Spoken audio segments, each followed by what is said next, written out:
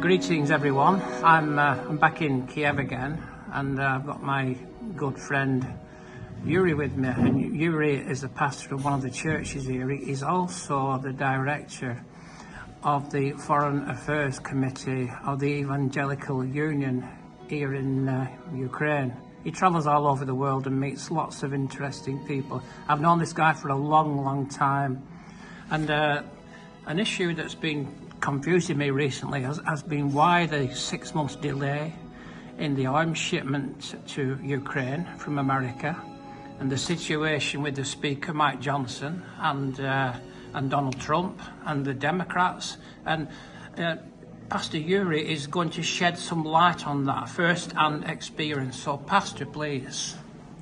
Hello, greetings from Kiev, friends. I bring you in Jesus' holy name the best news ever.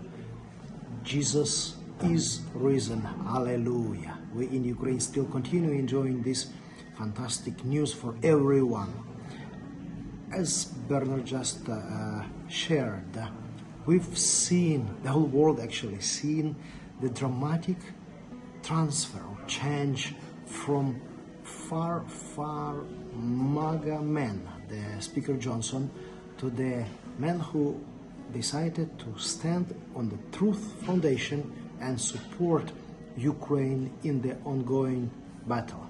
You've heard of these struggles in the House of Representatives for weeks and weeks and weeks. In January, when I visited Washington, D.C. and meeting people of Congress, including the Speaker, we figured out the pressure they were under from Trump team, from people polluted with Kremlin anti-Ukrainian propaganda. But recently we figured out that the breakthrough came. You know what was behind it? First of all, the prayers of people in Ukraine, Great Britain, and around the globe. Second, the advocacy performed by evangelical, Protestant, Orthodox, Roman Catholics, church high-rank leaders who visited Washington, D.C., met those who are in charge, the decision makers, and explained what's really going on. As you know, people in states, Bible Belt states in USA, they still believe in majority often that Ukraine is destroying churches and killing Christians. But when we bring people from Odessa, the brother who lost his wife and his child, brought directly to the Speaker's office, when we shared the pictures, videos, and letters signed by 15 Ukrainian church denomination leaders, he said, I could make different decisions, but I believe we are to do what is right. And he brought the bill to the floor, and it was supported by the House, as you remember, and a few hours ago, Senate supported it, and we have it done on US side. But finally, we are so grateful that every time Bernard is in Ukraine, he brings something and immediately your Prime Minister announced it.